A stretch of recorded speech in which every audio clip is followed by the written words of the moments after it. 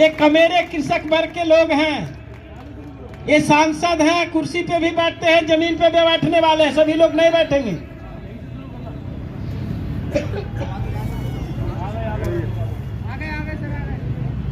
नहीं, यहाँ बैठने का मतलब है कि लोगों को अपने सुझाव से ओतप्रोत करेंगे।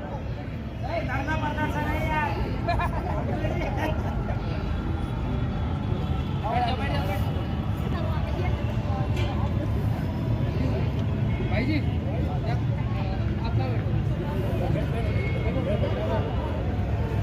और पीछे हो जाइए सर, दिसंबर सर।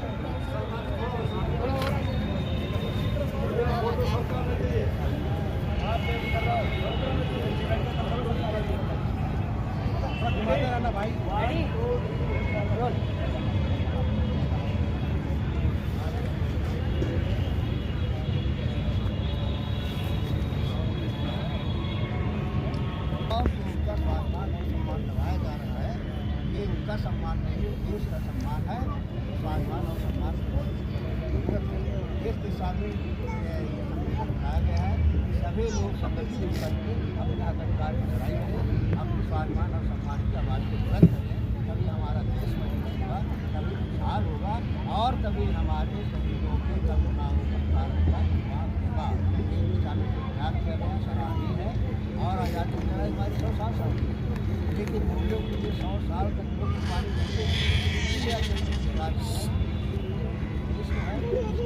नागरिक को है उसकी लड़ाई न लड़े, लड़ाई हमारे कर रहे हैं, बधाई देना चाहता हूँ और अधिक प्रयास करने की जरूरत है।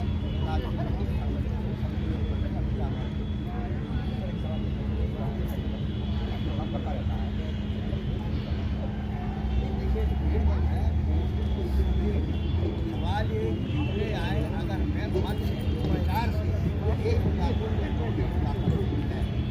बैठक बन जाएंगे आए और अपने जन जागृति पैदा करेंगे और जब जरूरत मास्क पड़ेंगे वही सारे लोग मास्क इकट्ठा करेंगे और जैसा कि आप पता करते कम लोग हैं और आप लोग 85-90% होने के बाद इकट्ठे लिए जगह पड़ते हैं, तो जो आपके हक अधिकारों की बात है वो आप कैसे कर पाएंगे, वो आप सही नहीं हो पाएंगे। 100 साल लोगों ने कुर्बानी दिया, सफलता 100 साल के बाद ये बहुत बड़ा अभियान है, बहुत बड़ा कार्यक्रम है और इस और ये हजारों हजार साल से इस तरह से समाज को बांटा गया है, धर्म के नाम पर, धर्मांधता के नाम पर, जाति के नाम पर, वो लड़ाई आसान नहीं लगेगा, लेकिन हमारा देश पसंद है। सर बहुसंख्यक समाज को कुर्सी पे बैठ देखने किस तरह से क्या रखे हुए हैं, बस देख लो 3 होंगे 3। हाँ यही है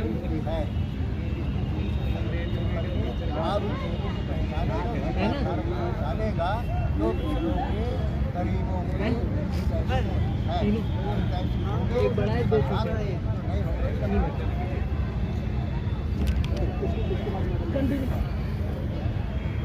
जैसा कि सर अभी बात हर बार में और पार्लियामेंट में जनशक्ति और ओबीसी के लोग, लेकिन वो इतने सारे लोग मेंबर पार्लियामेंट जाने के बावजूद भी लेकिन वहाँ पर बात नहीं कर पाते। क्या पता है कि नहीं, लेकिन बहुत यहाँ पे कार्यक्रम होते रहते हैं लेकिन पार्लियामेंट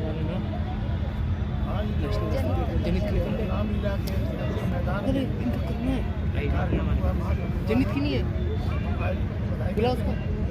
आज जो भी जागरूकता आई या जाति जनगणना की बात आई, सभी पार्टियां करने लगी। बिहार सरकार ने तो बिना ऐसी लगा और शासन भी कर रही, ये सब इन्हीं लोगों की थी। कॉन्स्टिट्यूशन कोर्ट में सैकड़ों मामला मैदान में था, क्योंकि ये सत्य चल और आने वाला चुनाव 2021 में होगा, इसलिए सभी लोगों ने आवाज़ हमारी और पार्लियामेंट में बैठी हुई बोले, इससे पूरे देश को जनता जाने आरक्षण बढ़ाया जा रहा है और जो संविधान हमारा खतरे में है उसको लेकर के किसानों की हमारी भारतीय जनता पार्टी कहती है मोदी जी ने कहा था कि 2022 में हम सभी को मकान दे देंगे, अब भी मकान नहीं मिले लोगों को। उन्होंने कहा था कि हम 15 लाख देंगे, वो जुमला है।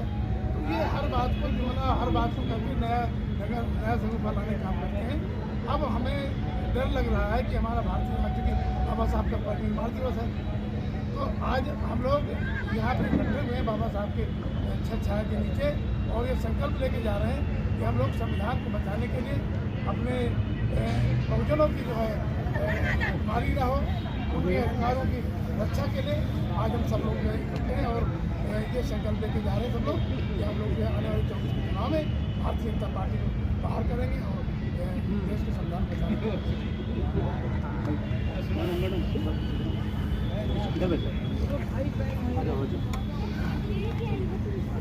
अरे डॉक्टर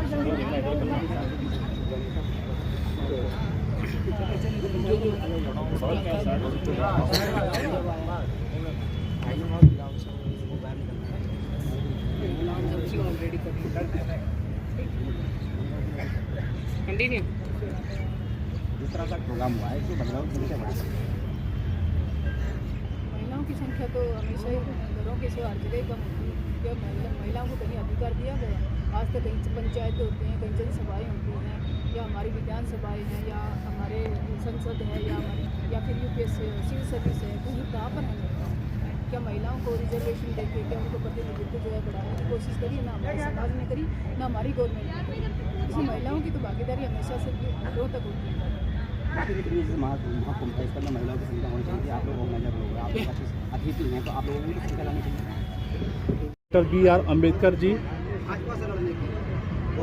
को श्रद्धा सुमन अर्पित करते हुए आज जो ये रामलीला मैदान में, ऐतिहासिक रामलीला मैदान में यह महाकुंभ रखा गया, यह भी एक ऐतिहासिक है।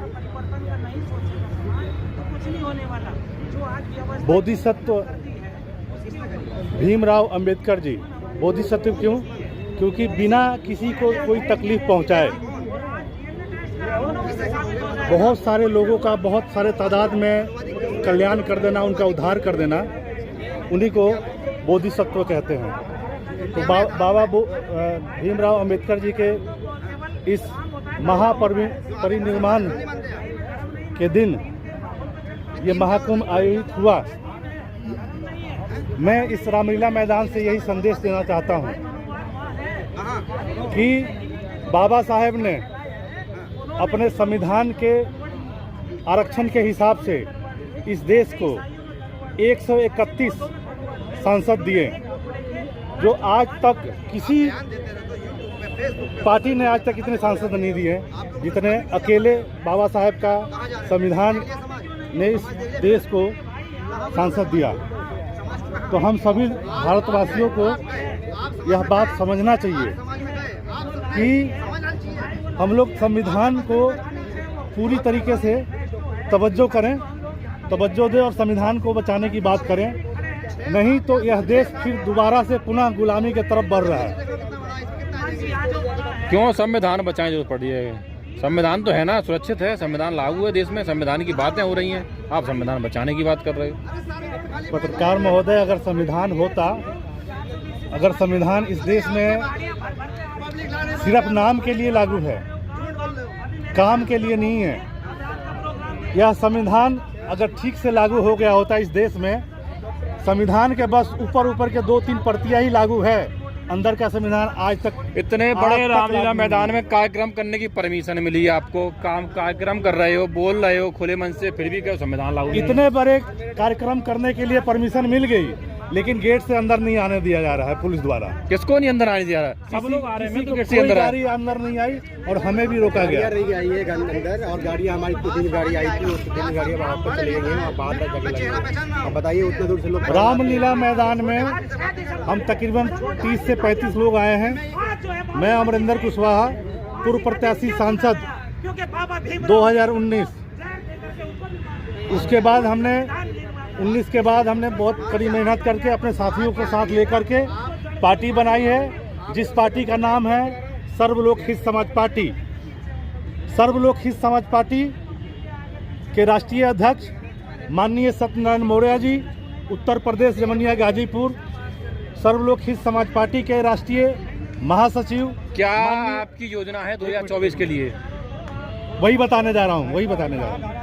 सर्वलोक हित समाज पार्टी के राष्ट्रीय महासचिव माननीय सुनील कुमार मौर्य जी, उत्तर प्रदेश लखनऊ राष्ट्रीय उपाध्यक्ष माननीय दिनेश कुमार मौर्य, राष्ट्रीय मीडिया प्रभारी धानिल वर्मा जी और राष्ट्रीय कोषाध्यक्ष के पद पर मैं खुद नियुक्त हूँ। और सर्वलोक हित समाज पार्टी सम्राट अशोक महान के लोक कल्याणकारी मार्ग पर चलकर हिंसा, आतंकवाद, भ्रष्टाचार को तिरोहित कर वसुदैव कुटुंबकम को चरितार्थ करते हुए भारत को पुनः सोने की चिड़िया बनाना चाहती है।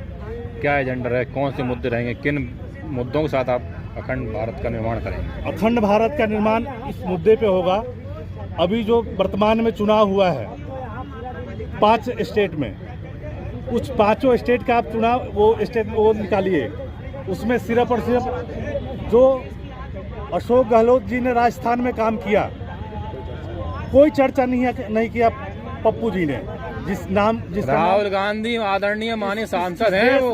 पप्पू और पनौती दोनों सर्वनाश कर रहे हैं। अच्छा, दोनों ही मिलकर सर्वनाश कर रहे हैं। छत्तीसगढ़ में बघेल जी का एक भी कार्य नहीं गिनवाया गया, राजस्थान में गहलोत जी का एक कार्य नहीं गिनवाया। अभी हाल फिलहाल जनगणना हुई बिहार के अंदर, बिहार में एक भी नीतीश जी का कार्य नहीं गिनवाया गया। क्यों? यानी कि ये जो बीजेपी है वही कांग्रेस है, जो कांग्रेस है वही बीजेपी है। लेकिन आपके बहुसंख्यक समाज के लोग तो कांग्रेस के साथ ही चल रहे हैं। जो बीजेपी है वो है और जो कांग्रेस है वो भी है। और दोनों की टीम जो ये केजरीवाल जी है ना, ये सी टीम है।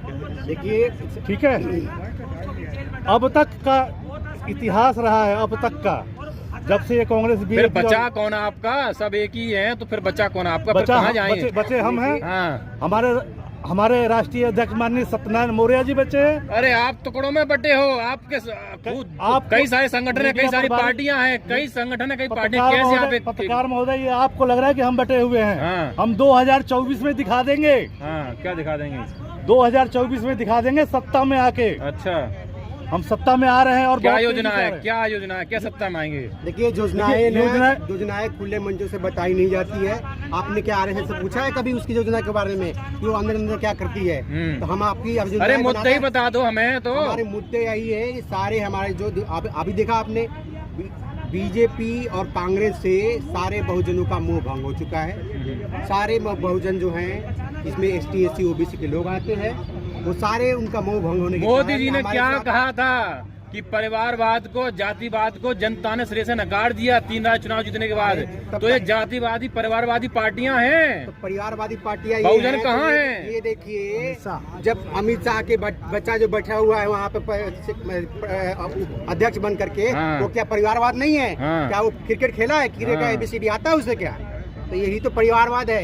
ये परिवारवाद है, उन भाजपा का ऐसा परिवारवाद है जो दिखता नहीं है। अच्छा, लेकिन अंदर से पूरा ही परिवारवाद है, फैला हुआ है। तो मैं ये कहना चाहता हूँ कि जो हमारी पार्टियां, जो बहुजनों की पार्टियां हैं, पेटवा में हेने के लिए पता होने ही चाहिए। नहीं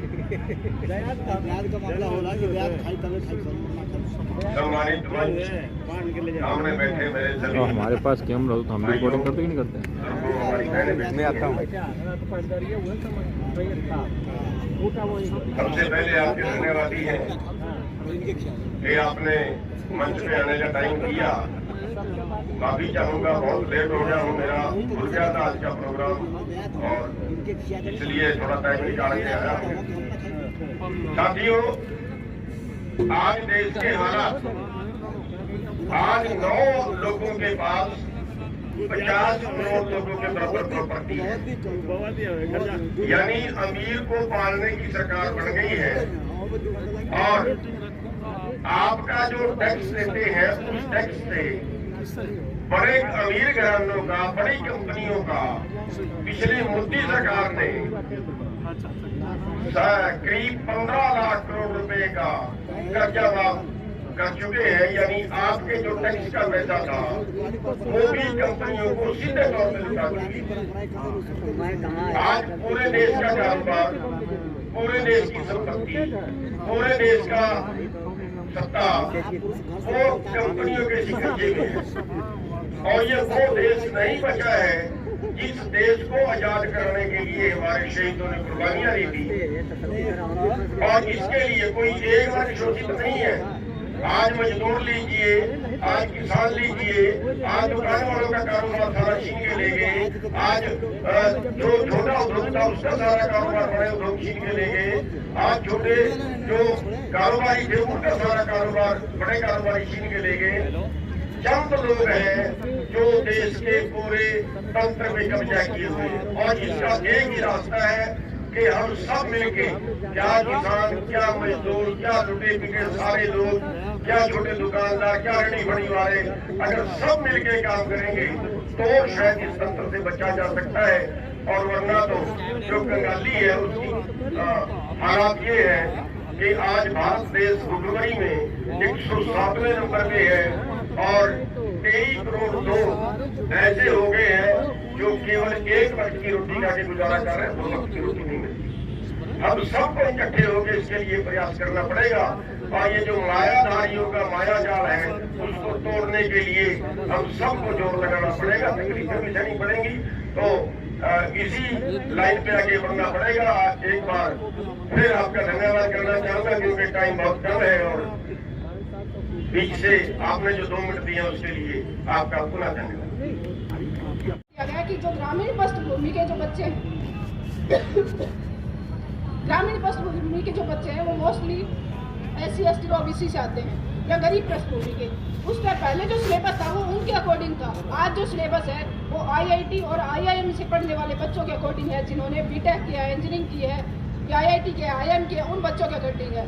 2012 के अंदर UPSC के चेयरमैन को चेंज किया जाता है, एक IIT बैकग्राउंड के इंसान को वहाँ पर लगाया जाता है और उसके अंदर सिलेबस चेंज करके हमारे हिंदी मीडियम का जो रिजल्ट आता था UP बिहार से इतने बच्चे तैयारी करते थे नॉर्थ बेल्ट से, जो हिंदी मीडियम मेनली बेल्ट आती है, और ग्रामीण पृष्ठभूमि के जो बच्चे आते हैं उन सबको जो है एक तरीके से बाहर कर दिया गया। 1% भी रिजल्ट, 1% के आसपास भी रिजल्ट जो है हिंदी मीडियम का नहीं आता है। तो कैसे जो है पॉलिसियों के अंदर घालमेल करके हमें अपने अधिकारों से वंचित किया जाता है, इसकी हमें जानकारी होनी होगी। और हमारे जो इंटेलेक्चुअल लोग हैं हमारे समाज के, उनको अपने समाज के निचले तबके जो लोग हैं, आमजन जो है, सामान्य इंसान है, उन तक इन बातों को पहुंचाना होगा, अवेयर करना होगा कि आपके क्या अधिकार है, क्या नहीं है, किस तरह से पॉलिसियाँ बननी चाहिए ताकि एक इंक्लूसिव डेवलपमेंट एक देश का हो।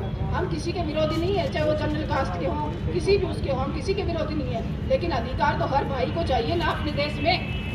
अगर एक जनसंख्या 60% है, एक जनसंख्या जो है 16% और 8% है SC ST की, अगर उसको उसके अधिकार नहीं मिले तो 13% जनसंख्या जो आप पे राज कर रही है उसका मतलब क्या है? क्या हम लोग मतलब इस देश के हिस्सा नहीं है? हम लोग इंसान नहीं है? आप देखोगे कि कांग्रेस पार्टी ने या और अदर पार्टियों ने काफ़ी चीज़ें उठाई कि नेशनल जो सेक्रेटरी हैं पूरे देश में, 90 सेक्रेटरी में से सिर्फ 3 OBC के हैं और उस 3 OBC वाले में भी आप देखना कि अगर जांच हो तो 1 तो फेक ही मिलेंगे, 1 ही OBC का सही मिलेगा। आप दिल्ली यूनिवर्सिटी, सेंट्रल यूनिवर्सिटीज़ में आप देखेंगे तो आपका OBC का एक भी प्रोफेसर नहीं है। अभी जो असिस्टेंट प्रोफेसर कई सालों से लग रहे थे दिल्ली यूनिवर्सिटी में, जो 8 साल से सर्विस कर रहे थे, उन सबको हटा के जो है वो RSS बैकग्राउंड के प्रोफेसरों को भर्ती किया गया है। ऐसे ही जो अग्निपथ योजना लाई गई है वो देश के लिए सबसे घातक योजना है। देश को गुलाम बनाने के लिए हर तरीके से जो ट्रेंड लोग हैं उनको आर्मी से बाहर निकालकर, और उनको जब ये 22-23 साल के बच्चे 4-6 महीने के बाद ट्रेनिंग लेकर 4 साल के बाद नौकरी करके जब ये वापस आएंगे तो अगर पढ़ाई से नाता छूट जाता है तो ये कंपटीशन कोई पास कर पाएंगे क्या? कोई कंपटीशन पास, ये सिर्फ फिजिकल निकाल सकते हैं किसी का, पुलिस का, हरियाणा पुलिस का, दिल्ली पुलिस का या और किसी स्टेट पुलिस का, लेकिन ये उस टेस्ट में पास नहीं हो पाएंगे। टेस्ट में पास होंगे 2-3 साल उनको फिर से तैयारी करनी पड़ेगी। कंपटीशन इतना ज़्यादा है कि जब वो फिर 2-3 साल तैयारी करेंगे तो उससे वैसे बाहर आ जाएंगे, जो एज क्राइटेरिया उससे बाहर आ जाएंगे। 24 साल के तो यहाँ पर हो जाएंगे, 21 साल के यहाँ भर्ती होते हैं, 4 साल नौकरी करी, 25 साल और आके 3 साल जब फिर टेस्ट की तैयारी करनी होगी, 25 और 3 28 साल, तो ये फौज पुलिस में तो लग नहीं सकते। जाएंगे किस में? ट्रेंड लोग हैं, एक जज्बा है, एक उम्र है, अपनी पहचान बनाने का एक क्राइसिस है उस टाइम, तो जितनी भी गैंग बनी हुई है ये इनको हायर कर लेंगी। इवन जो पार्टी हैं उनका भी अपना एक अलग हो सकता है कि मैं किसी पार्टी का नाम नहीं लेना चाहूँगी, वो लोग इन्हें शामिल कर लेंगे और इनके द्वारा फिर एक जो गरीब तबका है, जो सामान्य लोग हैं, उनको डराया धमकाया जाएगा, उनको हर तरीके से उन पर लगाम जो है वो लगाई जाएगी। दूसरा, जो हमारी खुद की जो देश की जो सुरक्षा है वो भी खतरे में है, क्योंकि 4 साल की नौकरी करने वाला जो इंसान है वो अगर उसको अपनी परिवार की सुरक्षा ही नहीं है। अंग्रेजों ने एक पॉलिसी चलाई थी, IAS और IPS जब बनाए तो अंग्रेजों ने उन्हें कहा था इस देश पे हमें राज करना है और राज करने के लिए क्या करेंगे, आपके सारे दुख जो है हमारे, आपको सारी फैसिलिटीज दी जाएंगी और आपका परिवार हर चीज़ सुरक्षित रहेगी, लेकिन आप जो है वो हमारे लिए काम करोगे। तब जो है वो IAS IPS की सर्विस जो है वो डॉक्टर पटेल जी ने कहा था कि ये भारत की जो स्टील है वो है, भारत की जो रीढ़ है वो है IAS IPS, क्योंकि उनको सारी सुविधाएं दी जाती थी, परिवार की सिक्योरिटी दी जाती, इसलिए वो देश के लिए काम कर सके। जिन बच्चों को परिवार की सिक्योरिटी नहीं है, उसकी खुद की उनकी लाइफ का क्या होगा, कि सिक्योरिटी नहीं है, वो क्या अपने बॉर्डर पे खड़े होके अपने देश के लिए जान देंगे। हर किसी को अपने परिवार की चिंता रहती है, अपने रोजगार की चिंता रहती है, तो ये बहुत सारे मुद्दे हैं। उसके बाद जो है कि महिला आरक्षण जो बिल है, देश 76 ईयर्स हो गए देश को आज़ाद हुए, लेकिन आज भी महिलाओं को कोई अधिकार नहीं मिला है। एडमिनिस्ट्रेशन में आप देख लो, कहीं महिलाएं नहीं हैं, आप MLA MP में देख लो, कहीं महिलाएं नहीं है, जितना उनका परसेंटेज होना चाहिए वो नहीं है।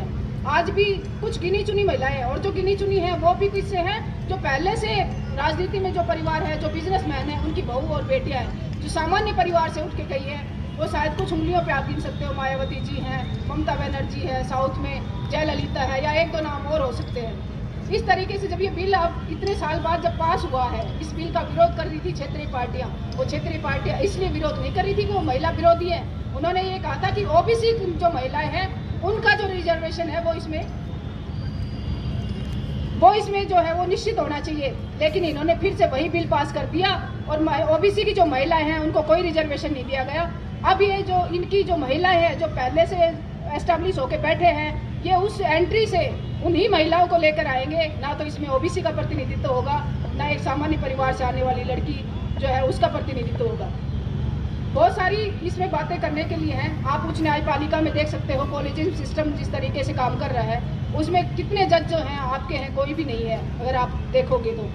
इससे बात यह है कि 76 ईयर्स बाद भी सुधार क्यों नहीं हुए। एनालिसिस इस बात पे करने की, मुद्दे सभी को पता है कि मुद्दे क्या क्या हैं, लेकिन एनालिसिस हमें अपने आप का करना चाहिए। कितने साल बाद भी हम अपने अधिकारों के प्रति जागरूक क्यों नहीं हुए, हम अपने बच्चों को ये क्यों नहीं सिखा सके कि वो IAS IPS बनकर ऊपर तक पहुंचे। एडमिनिस्ट्रेशन में बाबा साहब ने कहा था कि अगर देश चलाना है और अपना अधिकार मांगना है तो सबसे पहले अपने बच्चों को एडमिनिस्ट्रेशन भेजो, पॉलिटिक्स में भेजो। अपने बच्चों को कावड़ लाने के लिए तैयार मत करो या कलर बनाने के लिए तैयार मत करो। लेकिन हमने सिर्फ अपने बच्चे कावड़ लाने के लिए तैयार किए, कलर बनाने के लिए तैयार किए, ना तो उन्हें पॉलिटिक्स में भेजा, ना एडमिनिस्ट्रेशन भेजा। आज जब भी सामान्य परिवार का बच्चा जब एक पॉलिटिक्स में जाने के लिए भी शुरुआत करता है तो उसको लोग बोलते हैं, अरे पॉलिटिक्स में तो बहुत पैसा लगता है, तुम कैसे लाओगे। क्या हमारा जो समाज है वो इतना छोटा है? अगर हम अपने समाज के बच्चों को आगे बढ़ाने के लिए काम करें तो समाज कंट्रीब्यूशन नहीं कर सकता क्या, ताकि हमारे लोग वहाँ पर जाएं? लेकिन ऐसा कोई नहीं करता है, और जो पहले से एस्टेब्लिश लोग हैं उन्हीं की गुलामी चलती रहती है। और आज भी राज उन्हीं का है जिनका स्वतंत्रता से पहले था। वही राजा महाराजा थे या जो पैसे वाले लोग थे, आज भी राज वही कर रहे हैं। कहाँ गए? उनको बिठाइए भाई, जो राजनीतिक लोग हैं। पीछे आओ सर, थोड़े और जो भी अपने माइक हैं यहाँ पे ले आए, उनसे हमारे माननीय सांसद उनसे बाइट्स लेना है, और तमाम साथियों जो भी मीडिया बाइट्स देना चाहते हैं वो आगे आ जाएंगे। पहले शॉर्ट ले लेते फिर बाइट करेंगे। हाँ, पहले शॉर्ट सबको पहले खड़ा करा दीजिए। पीछे खड़ा हो जाए, पीछे खड़ा रहे, रेडी? ऐसा कवर करें कि जो ऊपर स्टेज भी आ जाए। सब हाँ, तो स्टेज पे भी जा सकते हैं। रेडी?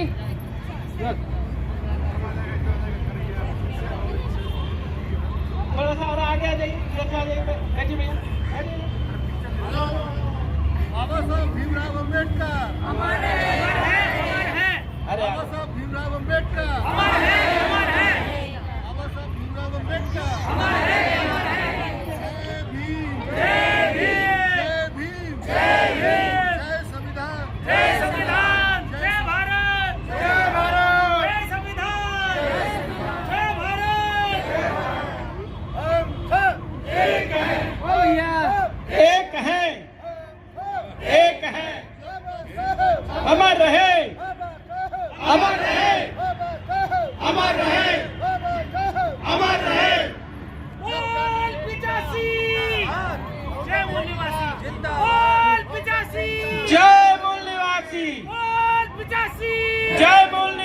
निवासी, जय मूल निवासी।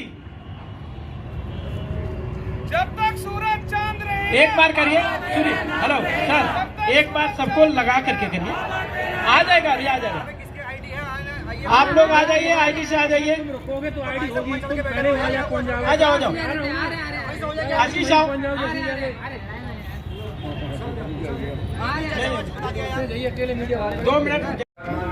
संविधान बचाने की इसलिए ज़रूरत पड़ रही है कि जिस तरीके से जो आपने देखा कि अशोक गहलोत ने उसने काम किया, जो ज्योतिबा फुले ने कहा कि हमारे टैलेंट को नॉट कहकर ये हमारे अधिकार को खा लेते हैं। मल्लिकार्जुन खड़गे जी जो राष्ट्रीय अध्यक्ष थे कांग्रेस के, उनकी फोटो जो है राहुल गांधी ने कहीं नहीं लगाई ना, जो है मैं वीडियो भेज दूंगा HD क्वालिटी का। अशोक गहलोत जी ने राइट डिसाइड किया। ओल्ड पेट्रोल क्या वजह है, क्यों वहाँ पे आप सवारी करते हैं? देखिए, आज बाबा साहब के महापरिनिर्वाण दिवस हम अपने श्रद्धा सुमन अर्पित करते हैं और बाबा साहब की विचारधारा पर जो उन्होंने संविधान लिखा उसकी जो बातें जो है न्याय अधिकार महाकुंभ में रखी गई है। सबसे पहले हम ऐसे गुलाम देश भारत में रह रहे हैं जहाँ पर जनता के लोगों की जातिगत जनगणना भी नहीं हो सकती है। जनगणना कराने के लिए जिस देश में धरना प्रदर्शन करने पड़े, उस देश के हालात हम लोग समझ सकते हैं। अहम मुद्दा बिहार के तर्ज पर पूरे देश में जातिगत जनगणना होनी चाहिए। दूसरा मुद्दा है कि सरकारी नौकरियों में आज इतने सालों के आरक्षण के बाद भी जो है SC ST OBC समाज C और D ग्रुप की नौकरियों में सिर्फ 10% ही अपनी भागीदारी दे पाया है। लेकिन A और B ग्रुप में जो है इंटरव्यू के नाम पर आज द्रोणाचार्य जो है आज हमारी रखवाली कर रहा है। रिटर्न को हम क्लियर कर लेते हैं लेकिन इंटरव्यू में कम नंबर देखकर हमें निकाल दिया जाता है। लेटरल एंट्री भी ऐसे ही द्रोणाचार्य के अंगूठे काटने का काम करती है कि और उसके बाद क्रीमी लेयर देखिए, जब बिहार ने पेश किया आंकड़ा कि 10,000 कायस्थ समाज की जनसंख्या निकली, उसमें से 1,080 के करीब डॉक्टर है, इंजीनियर है और MSc के हैं, यानी साइंस और टेक्नोलॉजी से। उधर मुसर समाज, उसकी जनसंख्या भी 10,000 है, लेकिन MSc, डॉक्टर, इंजीनियर उसकी जनसंख्या निकली 1। और अगर उसमें भी क्रीमी लेयर लगा दूं तो यानी वो नौकरियों से बिल्कुल ही तो क्रीमी लेयर, मेरे पास खाने का दाना नहीं, बच्चों को पढ़ाऊंगी कहाँ से? मुझे तो दे दो आरक्षण, और जिसके भाई के पास पढ़ाने का पैसे है उस पर लगा दो क्रीमी लेयर। ये क्या है? ये द्रोणाचार्य का अंगूठा काटने वाला जो हथियार, इंटरव्यू, लेटरल एंट्री और क्रीमी लेयर, ये जो है इसकी मांग जो है न्याय अधिकार महाकुंभ रख रहा है कि इसको हटा दिया जाए। दूसरा, न्यायपालिका में अगर आंकड़े निकलवाए जाए तो सुप्रीम कोर्ट और हाई कोर्ट में 80% एक ही वर्ग के लोग निकलेंगे, वो भी ब्राह्मण निकलेंगे। और जब भी जज बनते हैं तो सिर्फ 200 परिवारों में से ही जज बनते हैं। अभी राष्ट्रपति द्रौपदी मुर्मू ने कहा कि अगर क्लर्क के लिए रिटर्न एग्जाम हो सकता है तो जज की भी परीक्षा होनी चाहिए। और उस परीक्षा में भी मनुवादी ही पेपर बनाएंगे, फिर पेपर लीक करवाएंगे, फिर इंटरव्यू रखवाएंगे। तो इस बहुजन समाज के लिए, इसकी गर्दन काटने के लिए, इसका अंगूठा काटने के लिए कितने द्रोणाचार्य लाइन लगाए बैठे हैं, वो जो है इस महाकुंभ में हम इस मुद्दे को भी रख रहे हैं। लेकिन मैम, आप लोग बहुजन समाज की बात करते हैं, मनुवाद की बात करते हैं, लेकिन आपके प्रतिनिधि भी जो पार्लियामेंट में बैठे हैं, असेंबली में बैठे हैं, विधानसभा में बैठे हैं, वो क्यों इस बात को नहीं उठाते? क्या वजह है? आप लोग तो यहाँ एकत्र होकर बात करते हैं, लेकिन जो पार्लियामेंट में बैठे हैं वो बात नहीं उठाते। देखिए, मैं इसका एक सटीक उदाहरण दूंगी कि जब मैं न्याय अधिकार महाकुंभ के प्रचार के लिए निकली थी तो मैं एक एरिया में गई, वहाँ पे जो है जब ये झाड़ू की चुनाव चिन्ह लेकर केजरीवाल सरकार आई तो उन्होंने क्या किया, एक प्रधान था, एक समाज का प्रधान था, उसका जो है पता नहीं एक्सीडेंट करवाया जानबूझ के, उसका एक्सीडेंट हुआ, उसका जो है हॉस्पिटल में भर्ती हुआ, 9.5 लाख उसका जो है इलाज का खर्चा आया। तो अब जो है चुनाव का टाइम आया तो उसके पास वो लोग जाते हैं, कहते जी प्रधान जी आपका कर्जा माफ, तो कहते मेरा कर्जा माफ तो मेरे समाज की वोट तेरे पास। तो यानी एक आदमी अपने स्वार्थ के लिए पूरे समाज की नौकरी खा जाता है, उसका मान सम्मान खा जाता है, उसके हिस्सेदारी की जो है न्यायालय में न्यायाधीश खा जाता है, उसके नाम के सरकारी ठेके वो भी खा जाता है। तो सारी चीज़ें हमारी जो है वो निकलवा देता है अपने एक आदमी के स्वार्थ में। तो कैसे आप लोग बच्चों को कैसे आप हक अधिकार लेंगे? देखिए, हरियाणा में एक मॉडल हमने पेश किया है कि हरियाणा में हम शव यात्रा निकाल रहे हैं नरेंद्र मोदी की, मनोहर लाल खट्टर की, ठीक है। इसी तरीके से जितने बीजेपी, कांग्रेस, आम आदमी पार्टी में MP MLA SC ST OBC के हैं, जल्द ही इनकी शव यात्रा भी निकालेंगे और इनका जूते की माला बनाएंगे कि भाई बाबा साहब ने आरक्षण इसलिए नहीं दिया था कि नेता बनो, पहले तो अपनी पीवी चेंज कर दो और फिर अपने समाज का कोई हिस्सेदारी निकला दो, इसीलिए तुम्हें आरक्षण नहीं दे पाया। आप अपने समाज के खिलाफ ही जाएंगे, अपने लोगों के खिलाफ ही जाएंगे? अरे जब मेरा बाप, अगर ब्रह्मा की तरह मेरा बाप मेरा बलात्कार करेगा तो उसको मारोगे क्या? तो हम अगर मेरा नेता हमारे हक लुटवाएगा तो उसको चाहे मुझे अपने समाज के खिलाफ जाना पड़े, चाहे मुझे अपने बाप के खिलाफ जाना पड़े, गलत करेगा तो अभी जो 5 राज्यों में विधानसभा चुनाव की नतीजे आए हैं उसको आप किस तरह दिखते हैं? क्योंकि ज़्यादा देखा जाए तो जो बहु समाज बहुजन समाज है, समाज है, वो ज़्यादा कांग्रेस को समर्थन करता है, लेकिन कांग्रेस की वहाँ पर टंकारी किस तरह से? मैं देखिए इसको इस तरीके से देखती हूँ कि कांग्रेस ने देखा कर्नाटक जीत गए, ओहो हम तो अपने दम से जीते हैं, नीतीश जी को परे करो, आप जो है मायावती को तो पहले ही परे कर रखा था, अखिलेश यादव को परे करो, SC ST OBC की रीजनल पार्टीज को अलग करो, हम तो अकेले ही चुनाव लड़ देंगे, जीत जाएंगे, OBC समाज को जो है टिकट नहीं दी, तो इतना हवा में उड़ गया कि इसकी हवा तुरंत ही SC ST OBC समाज ने निकाल दी। और दूसरा, राहुल गांधी ने, राहुल बनाम जो है मोदी का खेल करा, राहुल गांधी ने SC ST OBC को हराया है, भूपेश बघेल ने को हराया, अशोक गहलोत को हराया, उसका जिम्मेवारी राहुल गांधी की है, क्योंकि ना राहुल गांधी ने ना तो अशोक गहलोत के काम बताए और ना मुख्यमंत्री भूपेश बघेल के कार्य। OBC ने बीजेपी को भर के वोट दिए। देखिए, मैं आपको एक बात बताती हूँ कि कांग्रेस में पिछड़े वर्ग को टिकट नहीं दिए और बीजेपी को मौका मिल गया, उसने पिछड़ों को 2 टिकट ज़्यादा दे दिए, तो उससे लोगों को लगता है कि भाई, क्योंकि मीडिया क्या दिखा रहा है, TV चैनल क्या दिखा रहा है, या तो कांग्रेस या बीजेपी, और लोग क्या सोच रहे हैं कि भाई इंडिया गठबंधन में SC ST OBC आ गए हैं, लेकिन जब टिकट नहीं मिली तो वो पिछड़ गए कि अब क्या वोट खराब करे, चलो भारतीय जनता पार्टी को देते, लेकिन वोट प्रतिशत जो है फिर भी कांग्रेस का ही आया है। अखिलेश यादव, दिग्विजय सिंह, संजय राउत EVM पर सवाल उठाया कि बैलेट पेपर से चुनाव। देखिए, ये तो डिमांड जो है सर्वप्रथम रहेगी। 100 लोग भी नहीं आए, लोग हैं, अच्छा होता है पब्लिक से, पब्लिक भी है। आप ऐसा ना कहिए कि हमारा प्रोग्राम पब्लिक भी है, सारे लोग हैं। आप इस तरह की बातें हमें हतोत्साहित ना करें। हम सभी लोग जो है उमंग और जोश है, और हम यही दशा दिशा दिखा करके जितने लोग हैं, यही लोग एक सवा लाख के हाथी जो होता है ना, वो मर जाने के बाद ही 1.25 लाख से ज़्यादा का होता है। ऐसे ही होते हैं क्या? पिछड़ा बेचारा दबा है, पैसा नहीं है, दूर से आना होता है, किराया भाड़ा नहीं होता है, घर परिवार मेहनत मजदूरी करना होता है, और रोज कमाते रोज खाते हैं। लेकिन कमी हमारे जो लीडर हैं, जिनकी सोच गलत है, जिनकी कार्य गलत है, जो अपने को दादागिरी दिखाते हैं, जो आपस में जुड़ना नहीं चाहते, ये अहम और ईगो ने ये कमी है। उस अहम और ईगो से जिस दिन निकल जाएगा, हम जागृत हैं, इकट्ठा जिस दिन हो गए, उस दिन बड़े बड़े पहाड़ को, हम मजदूर लोग पहाड़ को काट करके दरवाजा रास्ता बनाने वाले लोग हैं, हम जंगल को साफ कर रास्ता बनाने वाले आएगा। अभी तो इशारा है, अभी आप हमें क्यों बता रहे हैं कि हम 3 राज्य वो जीत गए? यही तो हमने हम बड़े मछली देखिए, बड़े मछली को पकड़ने के लिए कई बार चारा देना पड़ता है। हमें जो है, जैसे क्रिकेट में हमने जो है सारे गेम हार गए, हम सारे जो है उसके बाद में फाइनल जीत जाएंगे। तो फाइनल 2024 में बहुसंख्यक की सरकार होगी और मनोवादी और ब्राह्मणवादी हारेगा। ये दुआ का जो आगाज जीतेंगे।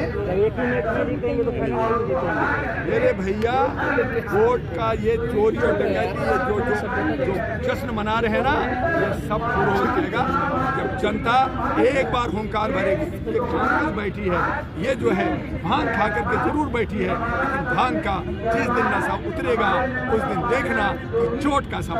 दुआ साहब कह रहे हैं बहुजन समाज के लोग मनुवादियों से बिक चुके हैं। हम उनका खाएंगे, मनुवादियों को खाएंगे, ब्राह्मणवाद का खाएंगे। अब तक तो हमने उनको प्रसाद चढ़ाया, हमने खिलाया, लेकिन हम खाएंगे। लेकिन वोट का जो अधिकार है, न्याय का जो अधिकार है, हम जो है ऐसे नहीं छीन के लेंगे, आने देंगे। देखिए, इस पे हमारी लड़ाई चल रही है कि बैलेट पे हमारा चुनाव हो। उसके हमारे रामलीला मैदान पे भी हम यही मांग कर रहे हैं कि बैलेट से चुनाव हो। इस पे भी हम लोग काम कर रहे हैं। लेकिन जहाँ तक ईवीएम की बात है, वो चोरी जो 19,000 जो ईवीएम मशीन गायब है, उससे ये जो गेम खेल रहे हैं, हम उसको भी पकड़ेंगे और हम हर ईवीएम को पकड़ कर करके हम चाहेंगे कि जिस दिन वोट होता है उसी दिन उसी शाम में उसकी काउंटिंग हो। इस पर भी हम लोग आवाज बसपा के सांसद ने संसद में थोड़ी सी कहा ईवीएम को लेकर उन्हें बैठा दिया, चुप कर दिया। ये मनुवादी है, ये तानाशाही है, हिटलरबाजी है कि उसी सांसद के अंदर उन्हीं के एक जो है सांसद जो कटुआ कहते हैं, आतंकवादी कहते हैं, आप उनको जो है प्रमोशन देते हैं, बाबा साबास का नारा लगाते हैं।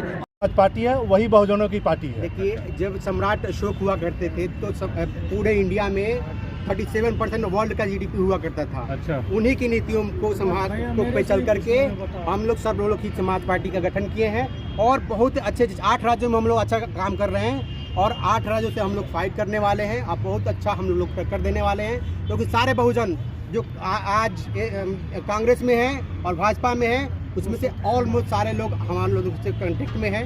हम लोग के साथ कांटेक्ट बना रखे हैं, तो हम लोग के साथ जुड़ रहे हैं और हम लोग अच्छा प्रदर्शन करने वाले हैं आने वाले 2024 के चुनाव में। ठीक है, ओके।